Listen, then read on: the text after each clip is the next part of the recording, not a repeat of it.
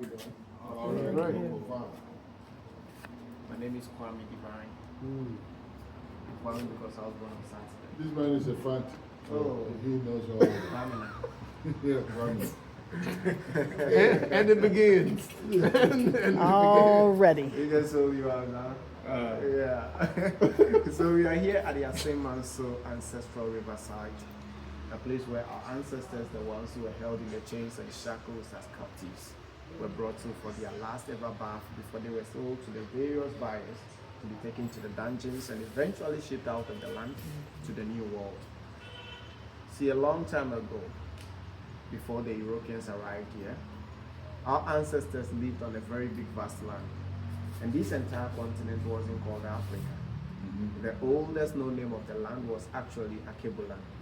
Akebuland. Akebuland. Okay. Yeah, it's a word from Kemet in Egypt, which means land of humanity. Mother of all creation. Some say it is the Garden of Eden. Prior to the Europeans' arrival, that was the name of this continent. Our ancestors lived here for so many centuries. At a point, they fought among themselves for territorial expansions, and due to that, they had victims of wars. But those victims were never enslaved at that time. They were rather inducted and integrated into various cultures and traditions. They were practicing a system called indentured servitude, which was different from slavery. But for some reason, whenever you raise the topic of slavery, you realize a group of people starts growing up and then defending that, oh, Africans were practicing slavery before the Europeans got there. So I decided to ask, what form of slavery were the Africans practicing when these Europeans got to this continent? So I did my own research by reading books from Patrick Manning, Paul Lovejoy, Professor J.K. Ankwanta, Akosia Adoma, Pebi Tonton. We also have one particular person from Guyana and the various other parties. His name was Walter Rodney. Various other authors. From the definitions and examples they gave, I got to realize that the systems we had here on this continent can never be justified as slavery. Because when they fought the battles, they never placed the people in chains and shackles. They were not maltreated. When they fought the battles, they were brought in, inducted, and integrated. Some of the people don't want to go through that process, so they paid tribute and they migrated into another land and settled there. Nobody bothers them. And then if you have accepted to be part of this kingdom, then you have to put your skills and abilities to use. Even so, they go into an agreement with each other. You are going to serve for just 7 years maximum, you get your freedom back. And it wasn't like your freedom was automatically or entirely taken away from you. So whilst you are serving, you are guaranteed freedom. You serve at a place that your skills are needed. So let's say you are a warrior, you lost a battle, that doesn't mean you don't have to fight again. They will include you into the military. You will train and protect the kingdom together. A farmer will work on the agricultural field to bring food to the home so that everybody can feed on. A healer, your technique is different from our technique because you are from a different community, we are from this community. I'm going to learn yours, you will learn mine. We all use the herbs to heal the people in a way that will benefit us all. In that system, you are not a property, so whatever you own is yours. You could grow through ranks to become a prominent person. And if you give birth to a child, that child is not you. So the child will not automatically assume your roles or your status. That is, system was never hereditary. And their names were not changed. They were not branded. So practically, they were still human beings. But that was never in slavery. Slaves were kept in chains and shackles. They were branded like animals, treated like animals. They were starved. They work on plantations that grow vegetable, foodstuff, but they dare not eat because you try that and they will whip you to death. They changed their names and they were branded just to give them a different identity. When they were in chains and shackles, they were never guaranteed freedom. When they gave birth to children in that same system, the children were considered properties because their parents were properties. So they could take away the children from their own parents and then sell them to another plantation. For centuries, our ancestors were kept captives and enslaved in the US or the other European countries for decades, centuries. But then people compared these two systems and they said they are the same. So I asked if a servant and a slave are the same. But we all know they are not. Some may use the Bible to justify this. They said Joseph was sold into slavery. Then I ask, did we read the entire phrase or the entire paragraph? Or we are just using the word slave? When Joseph, so-called, was sold into slavery, how was he treated? Was he placed in chains and shackles? Was his name changed? Where was he placed? In a family. Yes. So then let's use the words correctly. It was written slave, or he was sold into slavery, but he was not treated like a slave. So then we should know the difference. For decades, centuries, our ancestors were here until the 1400s. When the Portuguese started sailing across the oceans under the pretense of exploring, they came into contact with the land. First thing they did was to change the name. The name of this land, the continent, was changed from Akeboland to Africa. And the word Africa, according to historian, came from a Latin word Africa. And it means a sunny and a fertile land. Every rich land needs the sun for its crops to grow. Others believe it came from the Greek origin, which is Afrik, A-P-H-R-I-K-E. And it means a land without cold or a place of heat and horror. Heat and mosquitoes.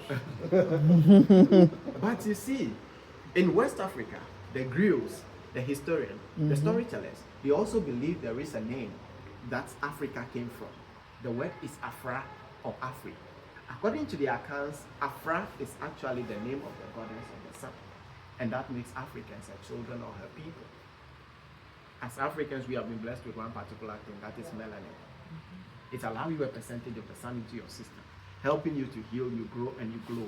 And that was why they had to give that name to the land. So people call us by that name because they believe we are the children or the people of the sun. For decades, they continued until 1471, when Fernando Gomez, under the leadership of Prince Henry the Navigator, brought the Portuguese to these coastal lines. And when they got here, they saw gold along the coast and started picking them. Decided to name the land after the gold. They went ahead to name it the Gold Coast. Togo, Benin, Nigeria, during the transatlantic slave trade, they named that area the slave coast because of the enslaved people they got from that particular area. On the west was Ivory Coast because of the ivories from the elephants. Practically wherever they have been to, whatever they benefited, they will name the land after that. In the year 1481, King João II took over in Portugal as the new king. He wanted to build trade centers along the West African coastlines as if the land belongs to him. So he commissioned Don Diego de Azambuja and gave him hundreds of ships, building materials and builders on board so that they could come to this area and then build their very first trading center.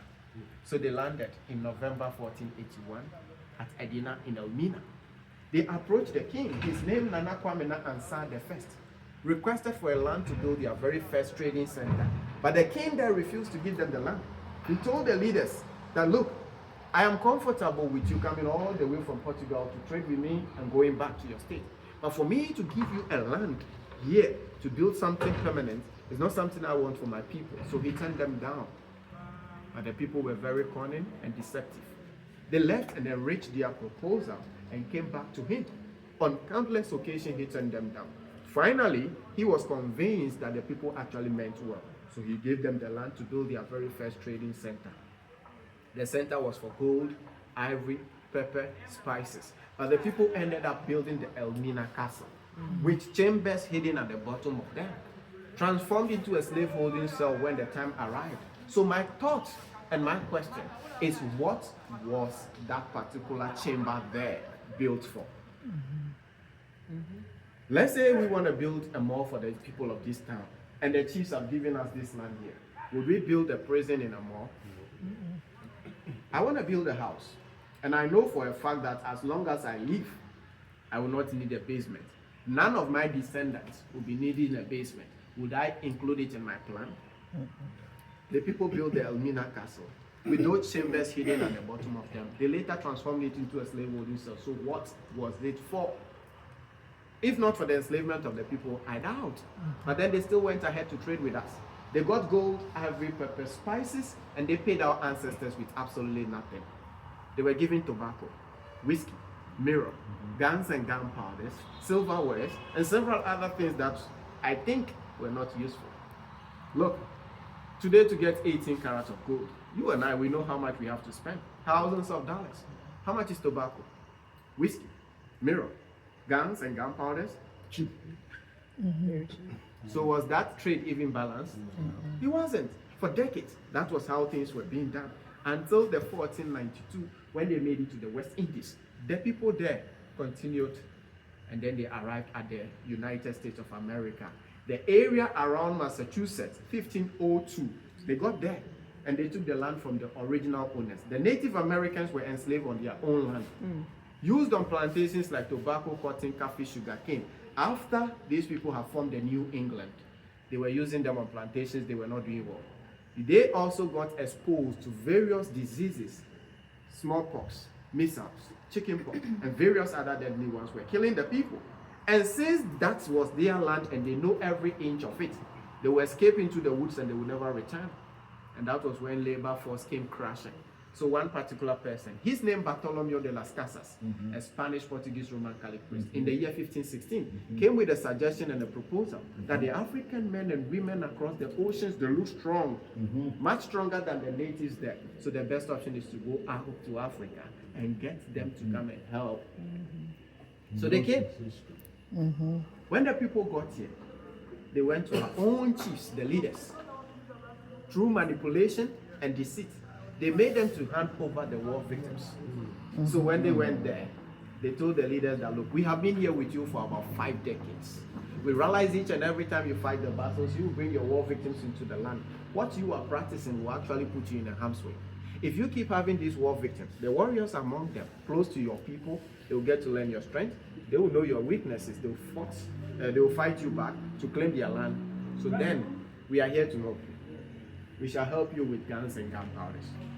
Go out there, claim territories, and then in return, you will have to pay Assin with your war victims.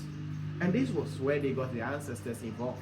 The ancestors, for me, I call my own ancestors greedy and naive. Because they believed the strangers over their own people. They gave victims of wars out, and they took the guns and gunpowders in return. That was why the people always kept telling us that we sold each other. I believe we did.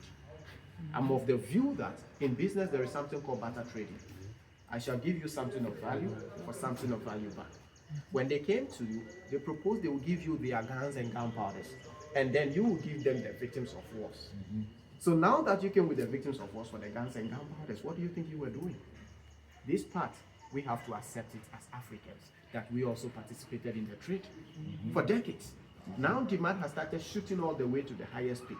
So the Dutch, the Danish, the Spanish, the British, the French, all of them came here for the same thing the Portuguese were exporting, and they had to fight each other. They fought themselves for nearly 130 years. 1651 was when the British took over, introducing raiding, kidnapping, ambushing, burning homes, forcing families into chains and shackles. Pregnant women, children were forced into the chains with the men. They were made to walk for so many miles. Right here in Gold Coast, the historian called Akosua Adomape wrote a book entitled A History of Indigenous Slavery in Ghana from the 15th century to the 19th century. In that book, she gave so many details. Same book, he told that many slave markets were used. They were all functional. Along the West African coastline, Gold Coast, Ghana had close to 63 slave markets.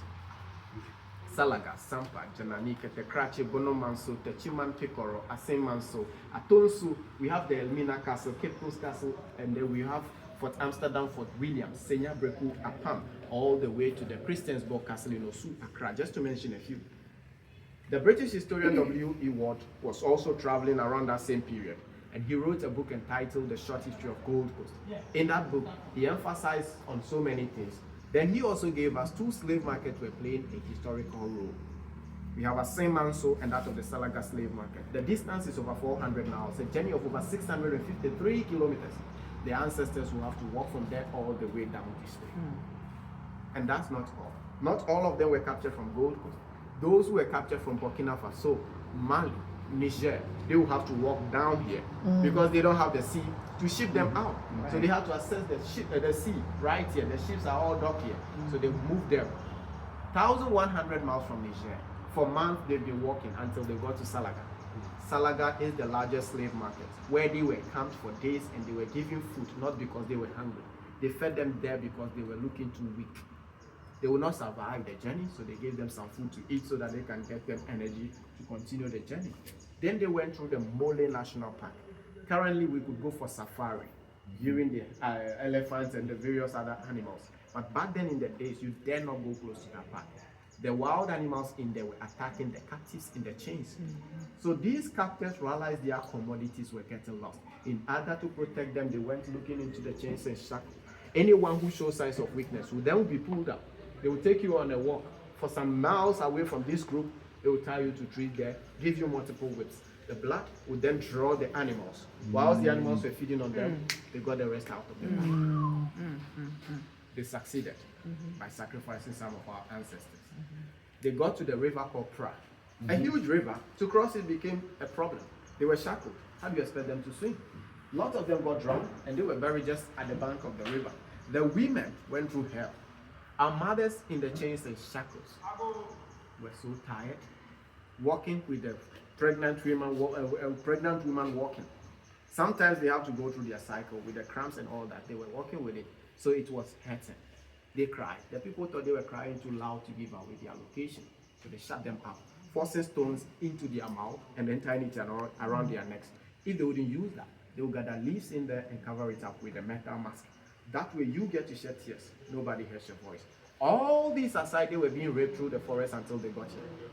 When they came here, they were hungry, dirty, skinny, and very, very tired. So they gave them food right here, not because they were hungry. They had to build them back up, make them look fat and up, good. Some flesh around their bones so that everyone will get attracted to them and then give some money. As all this was being done, they had to look at the men. Those with their hairs and beards bushy would have to be shaved off. They were using sharpened knives and broken bottles. After all that, they would force their jaws open, count their teeth to get to know their various age groups, group them, and then they took them on a walk to the river. The river is down there. We shall take a walk there. Once we come back, I'll tell you about the other things they placed right this way. So please, come with me.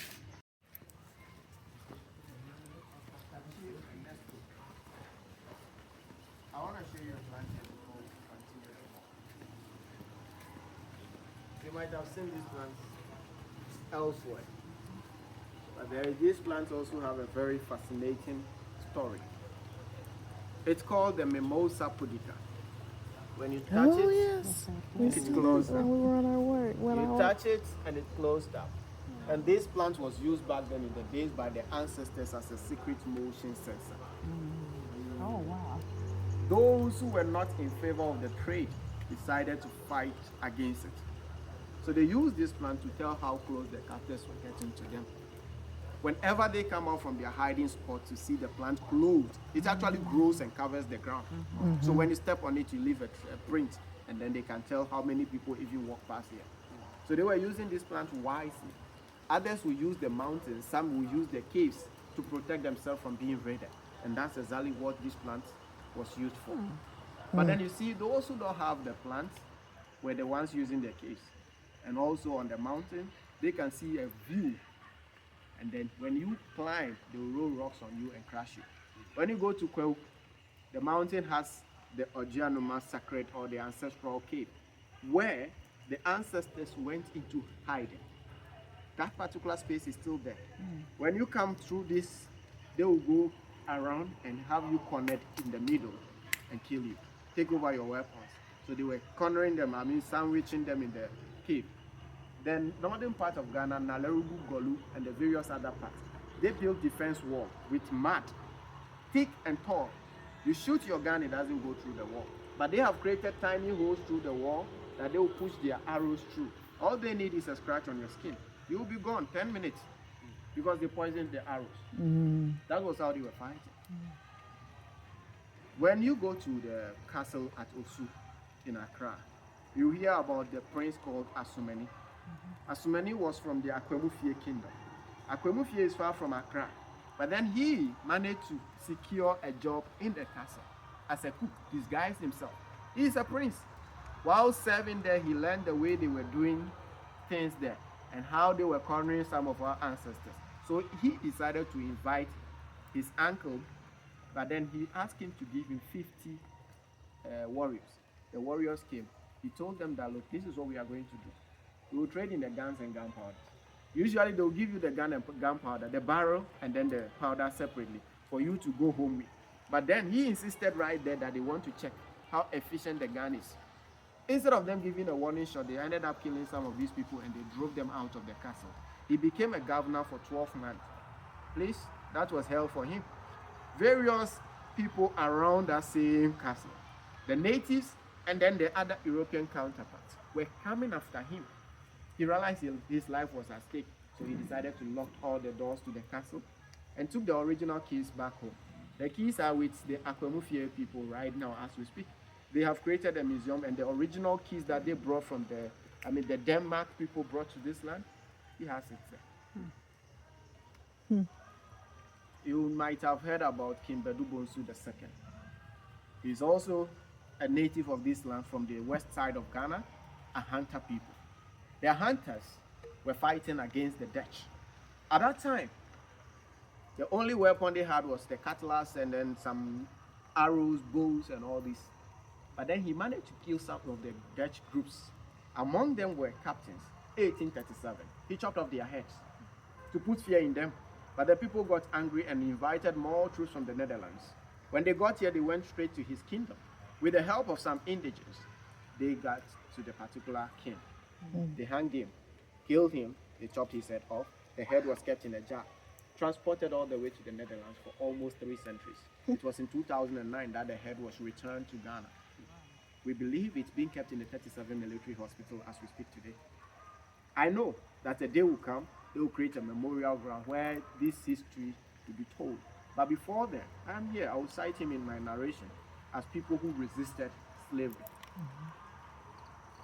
This plant takes about 10 minutes to open back up. And that's enough time for them to Yeah. It takes about 10 minutes to open back up fully. That's enough time for them to know that you are still around their territory and they can follow you to have you killed. And that's why we still have it here. Yes. If it hadn't been for the grasses, this plant would have covered the entire place.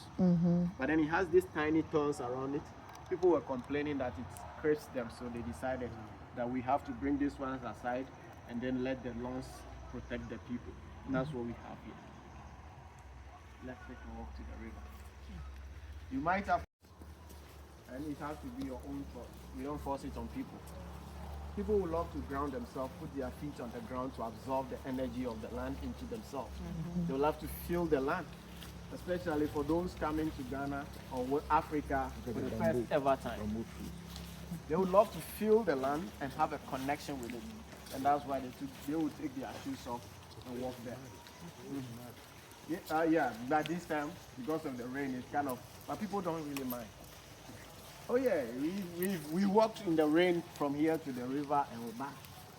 They don't mind. They want to be like,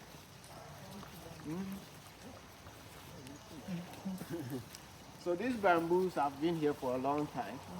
And if they grow very well and they entangle each other, when it starts to rain, it will take more than 30 minutes for the rain to penetrate through it. Yeah, so it kind of forms a cathedral. And so it protects you from the rain. Yeah. It's amazing. Yeah. The river. I want you to ask yourself something. This is very dear to me. A question that is very dear to my heart. And I always ask my diaspora families to ask themselves these questions, especially African descendants. Had it not been that our ancestors survived the journey across the oceans to the New World, where would we be? If they hadn't survived those lives on the plantation, all these pain and all that they went through, if they hadn't survived them, where would we be? Now, let's look at where we are and ask ourselves, what do we owe to our ancestors? Whatever it is, you think about it. When you get to the river and you have the open space there, you can say something, anything. And we believe their spirits are here and they are listening. So then they can hear you.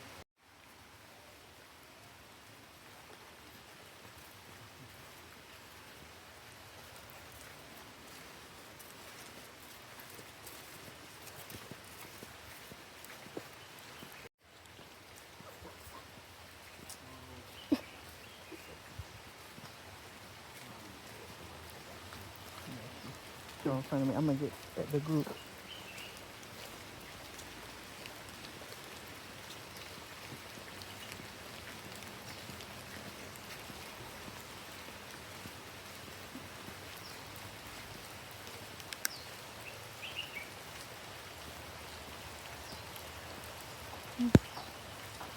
Come on, come on, get you. You okay?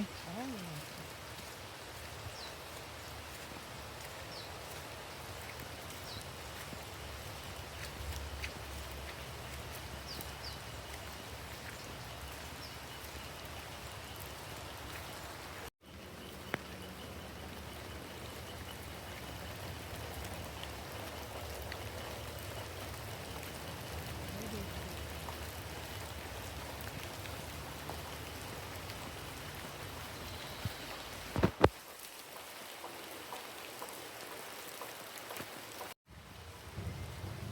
deep.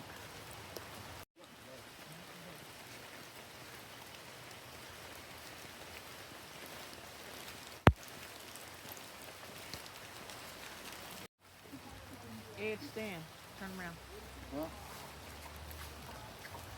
No. I got it stuck. I mean, silly.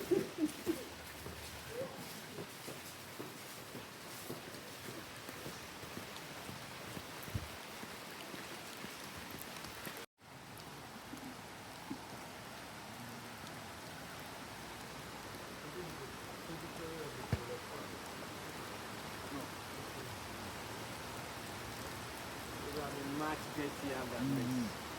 This has its own source from the eastern region. Okay. Yeah. So it goes through different communities to get here. Okay. If it hadn't been for the rain, this particular rain, and then the drains getting into it, it's much cleaner than this. So this is the ancestral river. There are two rivers here, flowing, connecting with each other, and going all the way into the Atlantic Ocean. We have the one that looks more milky, called the Nonkonsio. Nonkonsio means the slave's river. And the other one is called the Ochi River. Ochi means something which can grab you. And it flows too fast. So the captors will never allow our ancestors in there. They were thinking, if the ancestors goes in there, the river will wash them away and they will lose everything they have labored for. So they restricted the captives from getting in there.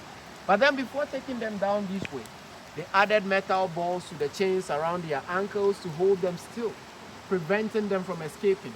And as they were in there with the shackles, they couldn't even beat themselves. All they could do was to help each other. If I can help you clean, you help the next person. Repeat that until everyone got cleansed. They saw them and they thought they were trying to console each other. Or probably they were thinking of freeing themselves to escape. So they got them separated. After the separation, they went ahead to cut the bamboos. The leaves of these bamboos are very itchy and sharp. They used it on them. Washing them with it gave them bruises and scrapes all over their bodies. Then they were pulled out, lined up here, allowed them to get dry. After they got dry, they applied shea butter or palm kernel oil on their skins to make them look sharp, clean, and presentable for the buyers to come here to pick. Those buyers who came here were looking for healthy-looking captives. So they went into the shackle to select them. While selection was being done, they left their branding tools in the fire. Whoever is selected will then have to be branded. It's either on your chest, your back, your shoulder, your forearm, or wherever they prefer to brand you. They will lose those marks on you to tell the public that you are now their properties. All the ones who were purchased from here were taken on a walk to the Cape Coast Castle, Elmina, and the various ones along the coast before shipment. But those who were left in the chains here were classified useless commodities. Every single one of them got shot right on this land. They killed them and dumped them around. Left them to rot. It was nature that had the place covered. Personally, I prefer to call the place the bamboo slave dumping site. Some others call it the bamboo slave cemetery. And I don't like the word cemetery because they were not properly buried. We are not going to go down this way. I shall take you to the first bath of return. This is the last bath, where the ancestors bathed. But then we are not here to take a last bath. If there is anything at all we will do here, it should be the first bath of return. On behalf of our family and our bloodline, we will go in there. All you have to do is to have your hands in there, touch your body with it, and then you say your prayer, whatever it is that you want to say. I say when you wash your hands there, you are getting rid of the last bath and its negative impact. Epigenetics, generational traumas, whatever it is, let it go so that generations that will come after us will be free of all that we are endured. So that's what that part is. Please come.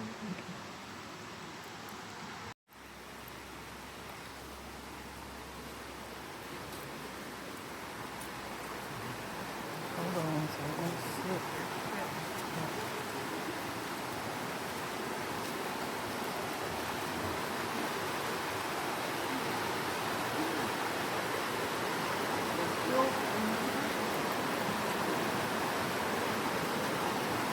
What's this last step?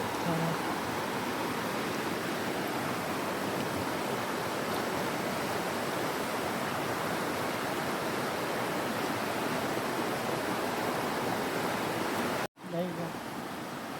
Just hold it still. Yeah, just point it around. I got you.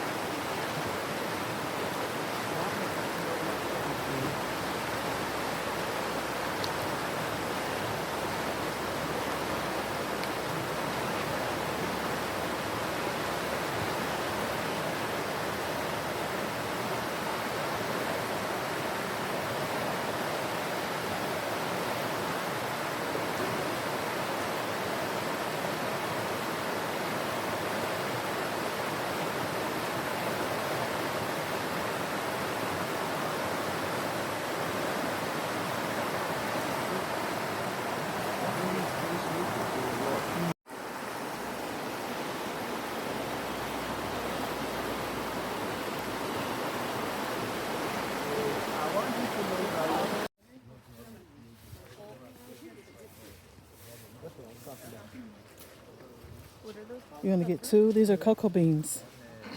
10 cities. Yeah, you too.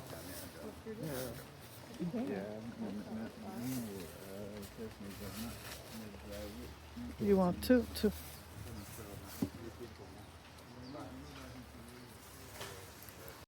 So this is actually the wall called the Memorial Wall of Return. It was built in the year 2007 as part of a project called the Joseph Project. The Joseph Project is practically a project that was set up by Ghana to invite all African descendants to come back home to learn about the history and their heritage. So when they build this wall, they build it purposefully for the descendants coming back home. Many of us are coming back home, but then we don't have the local traditional names. We have the names of our enslavers: Jackson, Smith, Hugh, Campbell, and all these names were not names that were common on this continent. The ancestors' name got changed, and that's why we got that name. So we believe their spirits are still in those names. When we put it on this wall, we are trying to invite them by spirit to come back home to rest in perfect peace. So others will also come with ashes of their relatives and have them buried here, or take them to the river and then allow the river to free their spirit. So they built these walls purposefully for that particular aspect. But then unfortunately, each and every year we run out of space, and also it starts fading. The authority instructs us normally to seal the names by painting over it to allow others access to also have a blank slate to write on. But lately, they want to do something different.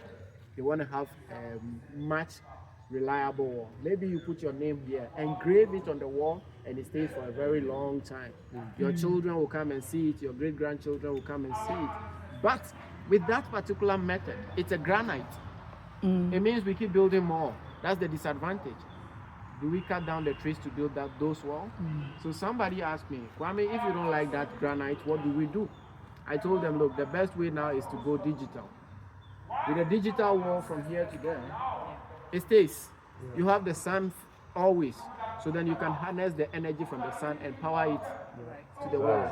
You put your name there and it stays for a very long period of time.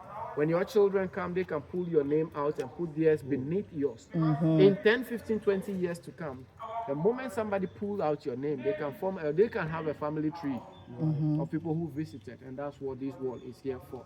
Unfortunately, people don't write on it anymore. Others are persistent, so then they go ahead and put their pen on it. Yeah, so they have the ball pen and then they wrote on it. But then that's what these people wrote. 2023, 2024 are on this wall. And those here are the 2023s, and they are fading, and that's what we have there. When you look up there, we have the ancestral graveyard, which has the remains of some ancestors. If you've been to the dungeons yet, yes, you were told some people were brought back home. Remains of Crystal and Samuel, 1998, were brought back here to be buried. And then the last one was brought back from Barbados by the Prime Minister of Barbados in 2019, quite recently. 2019 was the year of return celebration, and it saw the return of so many African diasporans coming back. But the Prime Minister of Barbados, on her way here, went to the graveyard where her ancestors were buried. She excavated the land, remains were exhumed and flown into this land to be buried for their souls to find peace and rest. That's how come we have the third grave right there. On these walls are portraits of the freedom fighters, Pan-Africans, and then the civil rights activists. Malcolm S. Queen Nani, Harriet Tubman, Sojourner Truth, Martin Luther King Jr., Osagyefo Kwame Nkrumah, W.B. Du Bois. We also have Nathaniel Turner, Booker T. Washington, and also Marcus Mosiah Garvey Jr. on the wall. They played a huge role in our lives, and we decided that we will acknowledge them by putting their portraits here. There are a long list of people who fought the battle for civil rights and the other factors. But then we don't have all their names, so we decided to put these few here to represent them all. So for this, I shall bring the tour to an end. And I would like to say thank you so much for paying us a visit. Thank you so much. Okay, so when it was raining, we used this